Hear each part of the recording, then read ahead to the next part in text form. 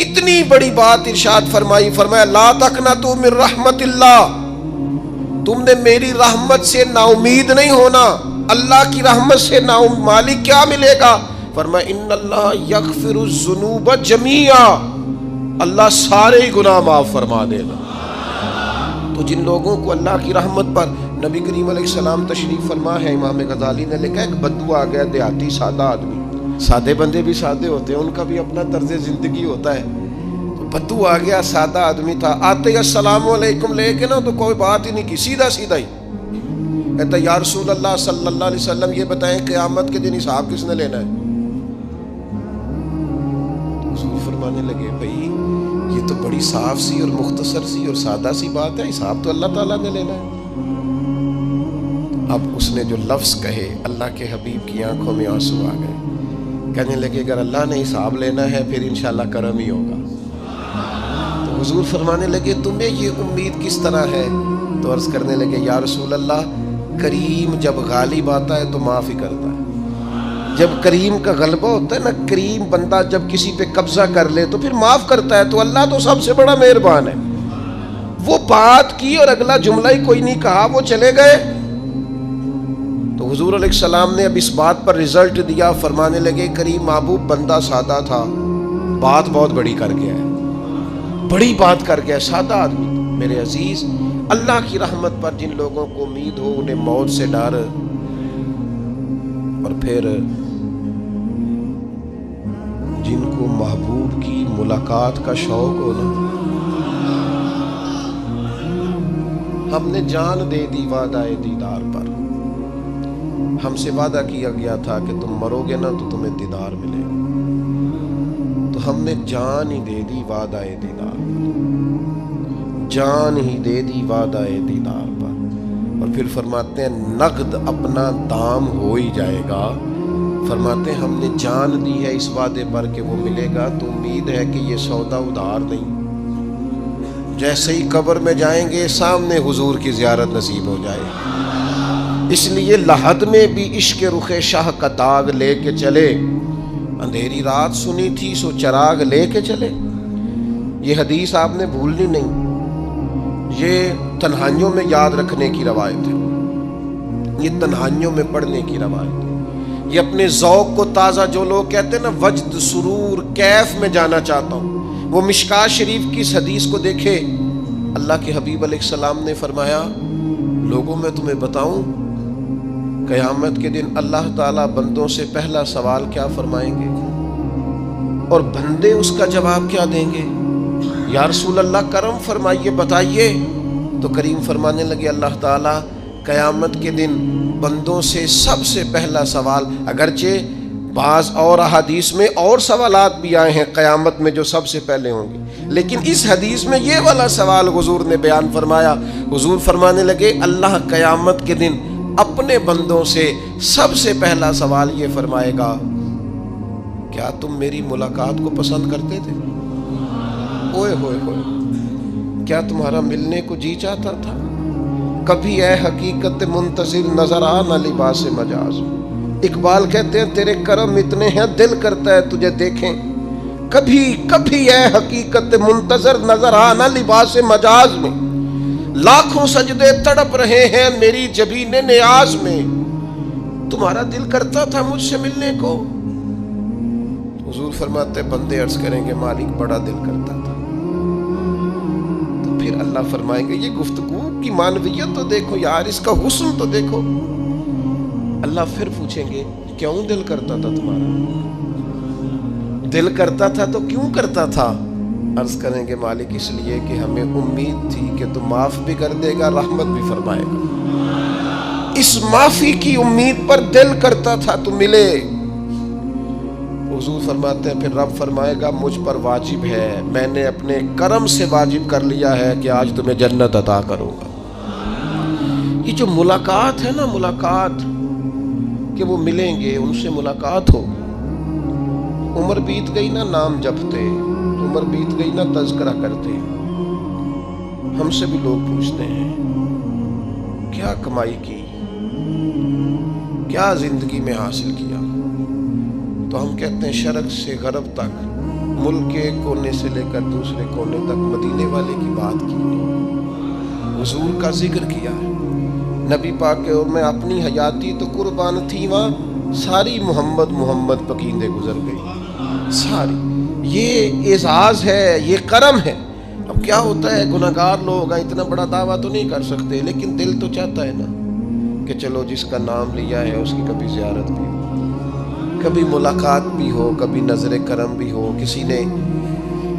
کسی نے اپنے محبوب سے کہا تھا کہ ذرا ایک نظر مجھ پہ بھی کیجئے، تو قریب بیٹھے ایک شخص نے کہا یار تو نے بڑا دعویٰ کیا ہے، جو محبوب ہوتے ہیں ان کو تکلیف نہیں دی جاتی، تو کہتا ہے پورا چہرہ ہی تیری طرف پھیرے۔ تو پھر اس نے اس درویش سے پوچھا کہ میں بھلا پھر کیا کروں، میرا دل تو میرا بھی کرتا ہے نا۔ چلو یہ تو آپ کی بات ٹھیک ہے کہ اب میں محبوب سے کہوں کہ اتنی تکلیف کرے کہ میری طرف پورا رخ پھیرے تو ٹھیک نہیں، تو پھر بتائیں میں کیا کروں؟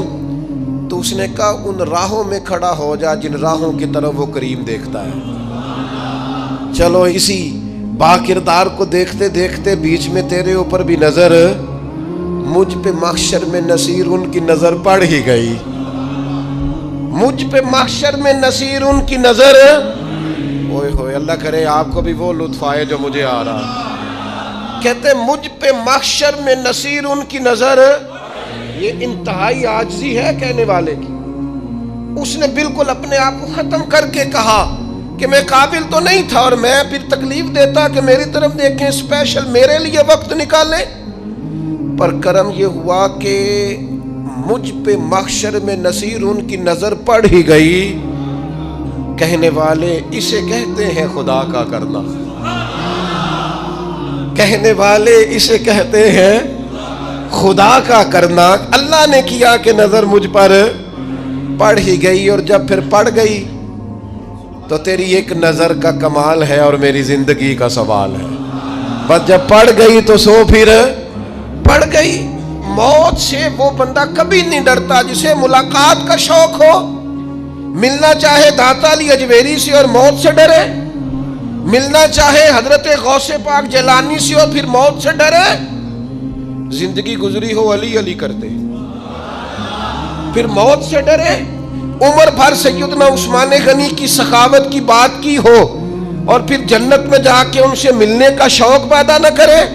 ساری زندگی سیدنا فاروق کا عدل بیان کیا ہو، ساری زندگی ان کے انصاف کا تذکرہ کیا ہو، پوری امت کو بتایا ہو کہ اگر جینا چاہتے ہو تو عمر کے رستوں پر چلو، اور پھر یہ موت سے ڈرے اور مر کے جناب فاروق اعظم کی زیارت کو پسند نہ کرے۔ جسے صدیق کی وفائیں یاد ہو، جنہیں جناب ابو بکر صدیق کا عشق یاد ہو، وہ پھر ان کی زیارت نہ کرنا چاہے اور ساری عمر حضور کی نعت پڑھی ہو۔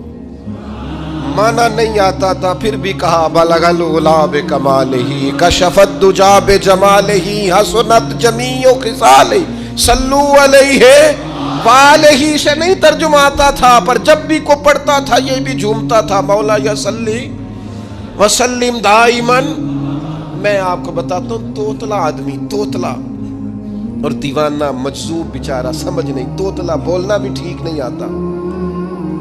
مجھے نماز کا سلام پھرا تو وہ جلدی آ گئے، وہ ایک مجذوب آدمی تھے، سادے تھے، تو سلام لی تو کہنے لگے میں گل کرنی سی۔ تو میں نے ان سے کہا کہ تھوڑی دیر کے بعد ملتے ہیں۔ سادہ آدمی ہے، اللہ مجھے معاف کرے، میں کوئی نقل تو نہیں ان کی اتار سکتا۔ اس زبان کو ہم توتلی نہیں کہتے، ہم اس زبان کو بلالی زبان کہتے ہیں۔ یہ بڑی خوبصورت زبان ہوتی ہے۔ یہ جو توتلے لب و لہجے ہوتے ہیں نا، وہ جب بچہ پوری طور پہ اماں نہیں کہہ سکتا، توتلا ہوتا ہے، تو کوئی مزہ آتا ہے اماں کو اماں کہلوانے میں۔ جب وہ پوری طور پر باپ کو بابا نہیں کہہ سکتا اور توتلا ہوتا ہے تو کوئی مزہ آتا ہے کہنے میں۔ وہ جب دادی نانی دادا کہتا ہے تو دادے کا دل کرتا ہے یہ 100 بار کہے، چونکہ اسے کہنا نہیں نہ آتا، لیکن اس توتلاہٹ میں جو اس کو لطف آتا ہے۔ مجھے بڑے لوگ آ کے شعر سناتے ہیں، میں نے بڑے خوشگلو نعت خانوں سے زندگی میں سنا ہے۔ وہ صاحب میرے پاس آئے اور میں نے کہا بعد میں ملیں گے، تو سادہ آدمی ہے، مجذوب ہے، پورا شعور نہیں رکھتا۔ مجھے کہنے لگا مصطفیٰ جان رحمت کے بعد، مصطفیٰ جان رحمت پہ لاکھوں سلام کے بعد، یعنی معنی یہ تھا کہ سلام کے بعد۔ تو اب بڑے بڑے سریلے بندوں سے بھی بندہ سنتا ہے میرا دل کرے، اور میں نے جان بوجھ کے ان سے کہا دوبارہ کیا آج ذرا، کیونکہ توتلے تھے نا، میں نے کہا تو کہنے لگے مصطفیٰ جان رحمت پہ لاکھوں سلام کے بعد او میرے عزیز یاد رکھو ساری زندگی حضور کی نعتیں پڑھی، نبی پاک کے تذکرے سنے، اب موت سے ڈر جائیں؟ حالانکہ موت تو ایک پل ہے، پل سے گزریں گے تو سامنے اللہ کا دیدار بھی ہوگا، مدینے والے کی زیارت بھی نصیب ہوگی، تو زیارت ہوگی، اور ہر نظر کانپ اٹھے کہ محشر کے دن خوف سے ہر کلیجہ دہل جائے گا، اوڑھ کر کالا جبہ وہ آ جائیں گے اور سارے محشر کا نقشہ بدل جائے گا۔ یہ موت کا خوف نکالنے والی چیزیں ہیں، ڈر۔ اچھا مجھے ایک بات بتائیں، یہ میں امید کی بات کرنے لگا ہوں، چلے اب یہ بات تو مشکل ہے پر کرنی پڑے گی، مجبوری ہے۔ کبھی کبھی ابا جی سے مار بھی پڑ جاتی ہے بندے کو، گھر میں کوئی 2-4 لگ بھی جاتی ہیں، تو اس وقت نا جو سب سے بڑا سہارا کسی کو نصیب ہوتا ہے وہ یہ ہوتا ہے کہ اللہ کرے اماں گھر میں موجود ہو۔ اور میں نے دیہاتوں میں کئی مائیں ایسی دیکھی ہیں جو بیٹے کے حصوں کی مار کھاتی ہیں، ابا نے ڈنڈا لے لیا ہے بیٹے کی غلطی پہ، اب اماں بیچاری سامنے ہو گئی ہے، 2-4 اس نے بھی کھا لی۔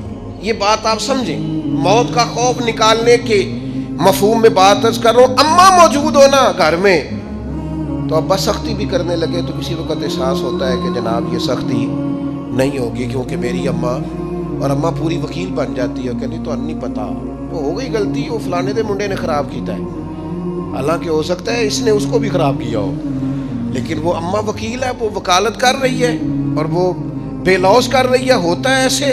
اس بات کو سمجھ لیں اچھے طور پر، موت کا خوف نہیں، ڈر نہیں، اس لیے کہ گھر میں ماں موجود ہو تو باپ کا ڈر نہیں ہوتا، تو قبر حشر میں تو رسول کریم موجود ہے، وہاں تو نبی کریم موجود ہے، وہاں تو اللہ کریم اپنی رحمت فرمائے گا بندوں پر، اس لیے خوف نہیں، پینک نہیں، اپنی غلطیوں کا احساس ضرور کریں، اپنے اعمال پر توجہ ضرور دیں، لیکن موت کے خوف تلے دبتے نہ جائیں، انشاءاللہ صبح قیامت کرم ہوگا۔ میرے نبی پاک علیہ الصلوۃ والسلام نے تو فرمایا ہے بس ہم نے ایمان کامل لے کے جانا ہے دنیا میں۔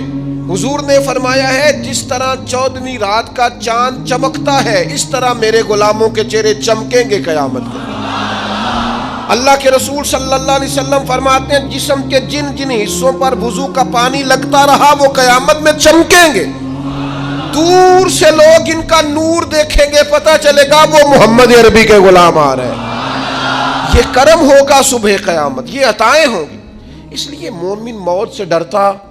سیدنا بلال حبشی رضی اللہ تعالیٰ عنہ، آخری وقت ہے، نزع کا عالم طاری ہے، اور یہ گفتگو دیکھیں غلاموں کی، آپ کی اہلیہ رو پڑی، کہنے لگی ہائے ہائے افسوس۔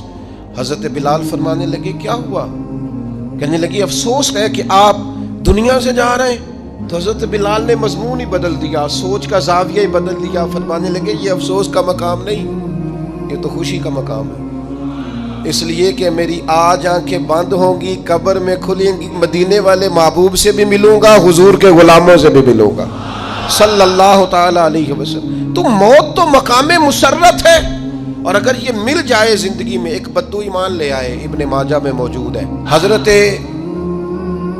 ابو ہریرہ رضی اللہ تعالیٰ عنہ حدیث کے راوی ہیں، فرماتے ہیں ایک بدو ایمان لائے اور انہوں نے حضور علیہ السلام کے ساتھ ہجرت بھی کی، ابن ماجہ میں موجود ہے۔ تو نبی پاک علیہ السلام نے نا انہیں ایک صحابی کے ساتھ کر دیا، وہ ان کے کام کاج میں مصروف ہو گئے ان کے ساتھ۔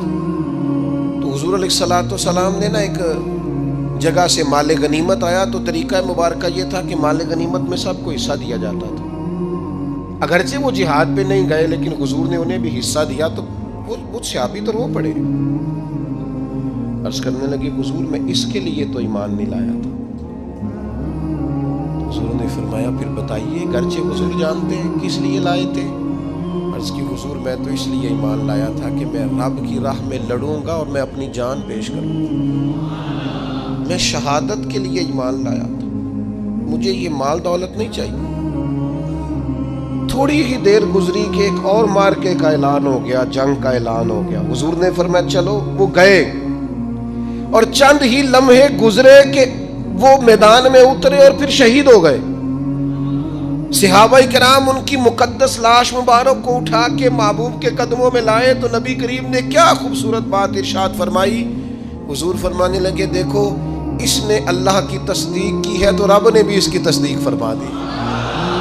اور پھر یہ دو جملے محبوب کہتے کہتے اٹھے اور پھر حضور نے اپنا جبہ مبارک اتارا اور اتار کے فرمایا اس بندے کو نہ اس جبے میں کفن دے دو, اس میں اسے کفن دو, اس لیے کہ تو شہادت کے لیے ایمان لایا, موت کی آنکھوں میں آنکھیں ڈال کے جیا, اپنی زندگی کمزور نہ گزارو. مسلمانوں پہ کافر کا رعب طاری ہو گیا ہے. ایک تو ہوتا ہے نا کہ کوئی مدد کرنا, کوئی آگے بڑھنا, فلسطین کا نام تک نہیں لے رہے حکمران زبان سے, ذکر تک نہیں کر رہے, چینل ذکر نہیں کر رہے. اتنا رعب, اتنا کفر کا خوف, صرف اس لیے کہ ہمیں موت کا ڈر ہے. مر جائیں گے تو بستر پہ نہیں مریں گے, بیماریوں سے نہیں مر جاتے لوگ. خدا کے بندو اپنی زندگی میں اتنا خوف اگر موت کا پیدا کر لو گے. حضرت سعید ابن جبیر رضی اللہ تعالیٰ عنہ بہت بڑے فقیہ تھے. حجاج بن یوسف نے بلایا اور کہنے لگا میں تمہیں موت دینے لگا ہوں, مار دوں گا تمہیں. بڑا ظالم آدمی تھا, بڑے لوگ اس نے قتل کیے تھے. حضرت سعید رضی اللہ تعالیٰ عنہ مسکرا پڑے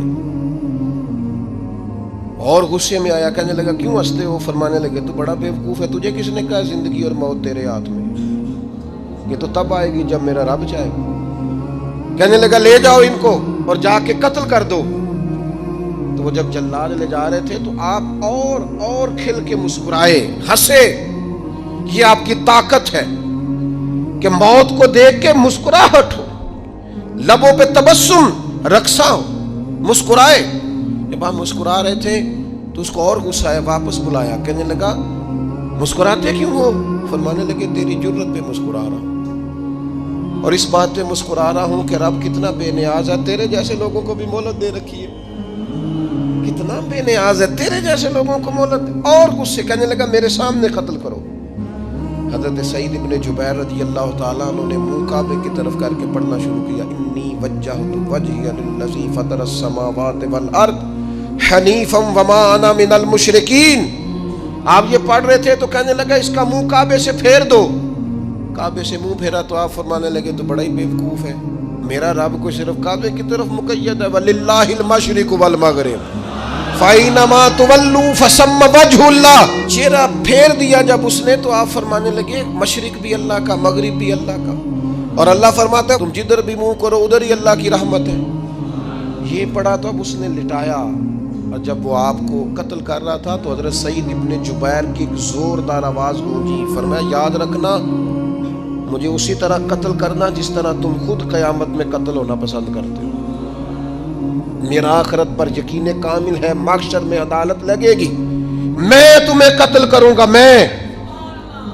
حضرت سعید ابن جبیر کی وہ جرت تھی کہ دربار سارا لرز گیا حجاج کا.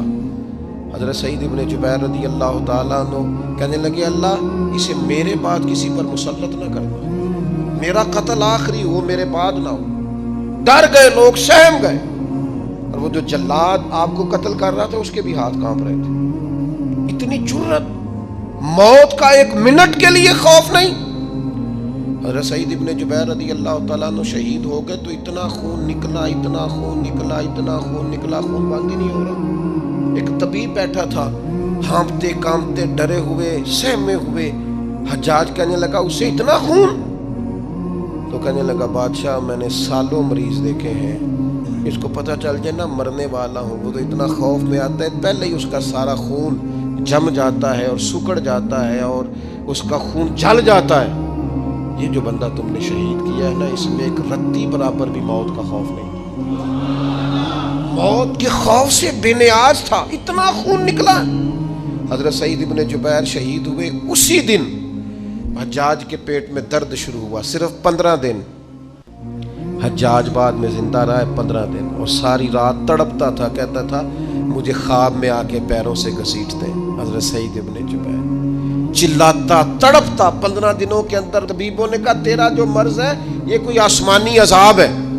میرے عزیز موت سے ڈرے نہیں بلکہ جو ظالم ہو ان کو ڈرا دیں, یہ مومن کی شان ہے. اپنی زندگی کے اندر سے موت کا خوف نکال دیں، تاکہ زندگی کے جو دن ہیں وہ جیے تو جا سکیں، وہ انسان مضبوطی سے وقت سے گزار سکے۔ حضرت علی شیر خدا رضی اللہ تعالیٰ عنہ نا وہ جیکٹ نہیں پہنتے تھے جنگی، جو کمر پہ پیچھے لوگ پہنتے تھے نا، تلوار کوئی مارے تو زخم نہ ہو۔ تو کسی نے مولا علی شیر خدا رضی اللہ تعالیٰ عنہ سے فرمایا پشت پر آپ وہ جیکٹ نہیں پہنتے لوہے کی؟ آپ فرمانے لگے پشت تو دکھانی نہیں تو کہنے لگے موت سے ڈر نہیں آتا؟ فرمایا بالکل بھی نہیں، اور فرمایا مجھے بالکل ڈر نہیں آتا کہ میں موت پر آ گروں یا موت میرے اوپر جا گرے۔ ہم تو شہادت حضرت خالد بن ولید رضی اللہ تعالیٰ عنہ ایک دن نوجوانوں کو خطاب کرتے کرتے کہنے لگے موت سے کبھی نہ ڈرنا، میں نے ساری زندگی جنگوں میں گزاری ہے، میرے وجود پر ایک ذرہ بھی جسم کا حصہ ایسا نہیں جس پر زخم نہ ہو۔ اور جو کہتے کہتے رو پڑے، فرمانے لگے یہ بات کرتے کرتے رو پڑے، فرمانے لگے دیکھ لو زندگی ساری میدانوں میں گزاری ہے، لیکن شہادت اللہ تعالیٰ نے میرے لیے وہاں نہیں لکھی تھی، یہاں اللہ تعالیٰ نے اپنی رحمت کے لیے موت میرے لیے لکھی تھی۔ تو یہ تو اللہ کا کرم ہے۔ قریب ایک بزرگ صحابی اور بیٹھے تھے، فرمانے لگے آپ کی نیت شہادت کی تھی، انشاءاللہ آپ قیامت میں شہیدوں میں کھڑے کیے جائیں گے۔ تو میرے عزیز خوف نہیں موت کا۔ آخر میں 2-3 گزارشات عرض کرنی ہے۔ ایک تو میری آپ سے گزارش ہے، انہوں نے ابھی تک قرآن مجید کی تلاوت شروع نہیں کی، وہ ابھی سے آج سے 10 منٹ ٹائم ہو تو مسجد میں بیٹھ کے ایک رکوع پڑھ کے جائیں، قرآن مجید نہیں چھوڑنا۔ رمضان کا تعارف یہ ہے کہ شہر رمضان الذی انزل فیہ القرآن، تو قرآن مجید سے دلچسپی۔ دوسری میری گزارش ہے راشن بانٹنے والوں سے بھی کہ مہربانی کریں لائنوں میں لگانا چھوڑ دیں، اور لینے والوں سے بھی میری عرض ہے کہ اللہ تعالیٰ سارا سال عطا کرتا ہے، 3-4 ہزار کے لیے کیوں اپنے آپ کو آپ تکلیف میں ڈالتے ہیں؟ سارا سال اللہ دیتا ہے۔ اور پھر میری آپ سے یہ بھی اپیل ہوگی کہ طبیعتوں میں حلم پیدا کریں، بردباری پیدا کریں، یہ بڑی ضروری چیز ہے۔ مثبت سوچیں لائیں، روزہ ہماری تربیت کرتا ہے۔ اور پھر آپ سے یہ بھی اپیل کروں گا رمضان شریف کی مقدس گھڑیوں میں صرف اپنے لیے نہیں سوچے، امت کے لیے سوچیں، بالخصوص فلسطین کے مسلمانوں کے لیے کم از کم دعا مومن کا ہتھیار ہے، وہ تو جم کے کریں اللہ کے حضور۔